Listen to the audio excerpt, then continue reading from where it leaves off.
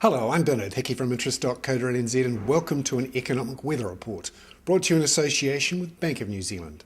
Today we look at figures on retail sales and food price inflation, both important because the Reserve Bank watches them and other figures to get an idea of how quickly the economy is growing and whether it needs to increase the official cash rate. For those people with mortgages, that's important, particularly floating mortgages. They're very closely linked to the official cash rate.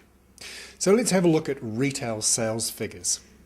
Volumes were up 0.9% in the June quarter from the March quarter, and that's because once they were adjusted for price rises, there was significant growth in some areas, particularly car-related spending and also in electronics. Now, once you take out the effect of price rises, values were up 1.7%. And Christchurch was an area where hardware spending was particularly strong, up 10%. Now this growth suggests that there is a recovery going on in retail spending.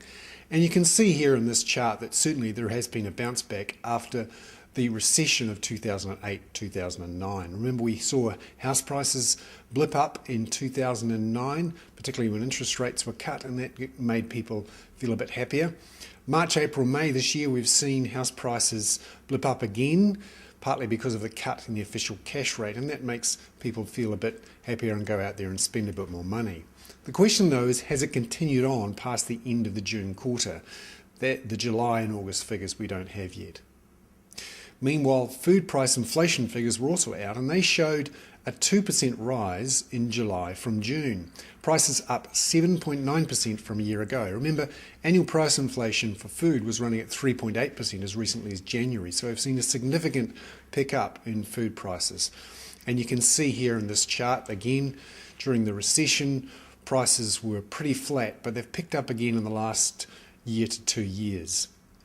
Big movers, prices of tomato, broccoli, green veggies, also meat and fish, and poultry prices up too. Now all this matters because the Reserve Bank is supposed to keep inflation between 1 and 3% on average over the medium term. Now inflationary expectations are already right at the top of that band, that 1 to 3% band, and most people think they should have removed the emergency cut in the official cash rate from March the 10th by now. But because of this drama on international markets, the prospect of a slowdown in global growth, people have delayed their expectations of the next official cash rate increase till December the 8th.